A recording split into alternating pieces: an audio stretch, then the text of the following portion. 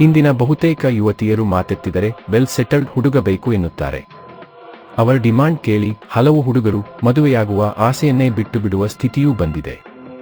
ಲಕ್ಷ ಬಿಟ್ಟು ಕೋಟಿಯಲ್ಲಿಯೇ ಹಲವು ಯುವತಿಯರ ಡಿಮಾಂಡ್ ಇರುತ್ತದೆ.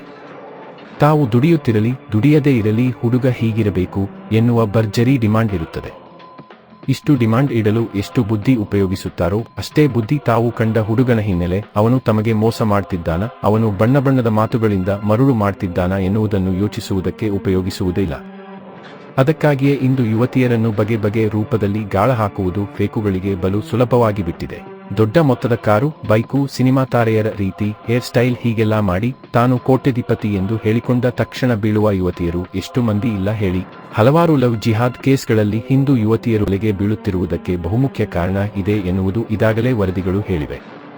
ಇಂಥವರನ್ನೇ ಗಾಳ ಹಾಕುವ ಯುವಕರು ಹೆಣ್ಣು ಮಕ್ಕಳ ಈ ಶ್ರೀಮಂತಿಕೆಯ ಹಪಾಹಪಿಯನ್ನು ಚೆನ್ನಾಗಿ ಅರಿತಿದ್ದಾರೆ.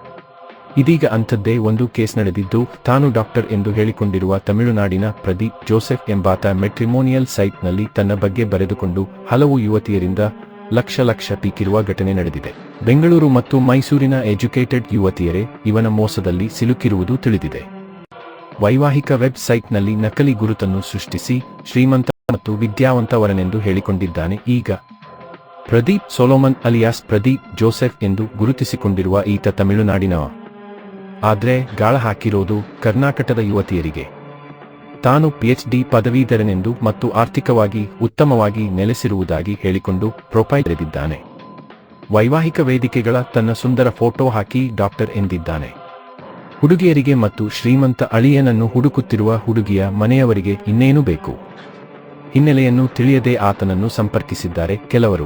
ಹುಡುಗಿಯರಿಗೆ ಬಣ್ಣದ ಮಾತುಗಳನ್ನಾಡಿದ್ದಾನೆ. ಕೆಲವು ಕೇಸ್ಗಳಲ್ಲಿ ಅಪ್ಪ ಅಮ್ಮನ ವಿಶ್ವಾಸವನ್ನು ಗಳಿಸಿದ್ದಾನೆ. ಕೊನೆಗೆ ಆ ನೆಪ ಈ ನೆಪ ಹೇಳಿ ಅವರಿಂದ ಲಕ್ಷ ಪೀಕಿದ್ದಾನೆ. ತನ್ನ ಅಪಾರ ಹಣವು ವ್ಯವಹಾರ ಅಥವಾ ಹಣಕಾಸಿನ ವಹಿವಾಟಿನಲ್ಲಿ ಸಿಕ್ಕಿ ಹೋಗಿದೆ ಮತ್ತು ತುರ್ತಾಗಿ ತಾತ್ಕಾಲಿಕ ಆರ್ಥಿಕ ಸಹಾಯದ ಅಗತ್ಯವಿದೆ ಎಂದು ಹೇಳುತ್ತಿದ್ದ ಅವನ ಭರವಸೆಗಳನ್ನು ನಂಬಿದ ಹಲವಾರು ಕುಟುಂಬಗಳು ಅವನಿಗೆ ಲಕ್ಷಾಂತರ ರೂಪಾಯಿಗಳನ್ನು ವರ್ಗಾಯಿಸಿವೆ. ಕೋಟ್ಯಧಿಪತಿ ಸಿಗುವಾಗ ಒಂದಿಷ್ಟು ಲಕ್ಷ ಹೋದ್ರೆ ದೊಡ್ಡ ವಿಷಯವೇನಲ್ಲ ಬಿಡಿ ಎಂದುಕೊಂಡು ಯುವತಿಯರು ಅವನು ಕೇಳಿದಷ್ಟು ದುಡ್ಡು ಕೊಟ್ಟಿದ್ದಾರೆ. ಆಮೇಲೆ ಚಾಪ್ಟರ್ ಕ್ಲೋಸ್. ಮತ್ತೊಂದು ಮಿಕನ್ ಹಿಡಿಯುವಲ್ಲಿ ಈತ ತಲ್ಲೀನ. ಹೀಗೆ ಅನೇಕರಿಗೆ ಟೋಪಿ ಹಾಕಿರುವ ಈತನ ವಿರುದ್ಧ ಯಾರೋ ಒಬ್ಬರು ದೂರು ಸಲ್ಲಿಸಿದಾಗ ವಿಷಯ ಬೆಳಕಿಗೆ ಬಂದಿದೆ.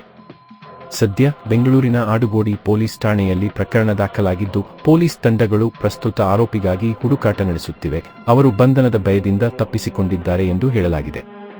ಇವನಿಗೆ ಇವನ ಅಮ್ಮ ಎಂದು ಹೇಳುವ ಕಲಾವತಿ ಎನ್ನುವ ಮಹಿಳೆಯೂ ಸಹಾಯ ಮಾಡುತ್ತಿದ್ದಳು. ಇವನ ಬಗ್ಗೆ ತಿಳಿಯತ್ತಲೇ ತನ್ನ ಮೇಲೆ ಇಲ್ಲಸಲ್ಲದ ಆರೋಪ ಮಾಡಲಾಗುತ್ತಿದೆ ಎಂದು ಎಲ್ಲಿಯೋ ಕುಳಿತು ವಿಡಿಯೋ ಮಾಡಿದ್ದಾನೆ ಈತ. ಪೊಲೀಸರಿಗೆ ಮಾತ್ರ ಸಿಕ್ತಿಲ್ಲವಂತೆ. ಇಷ್ಟೆಲ್ಲ ಕಂಪ್ಲೇಂಟ್ ಆದ್ರೂ ಇನ್ನೂ ಮೆಟ್ರಿಮೋನಿಯಲ್ ಸೈಟ್ನಲ್ಲಿ ಆಕ್ಟಿವ್ ಆಗಿದ್ದಾನಂತೆ. ಪೊಲೀಸರು ಹುಡುಕಾಟ ನಡೆಸ್ತಾ ಇದ್ದಾರೆ.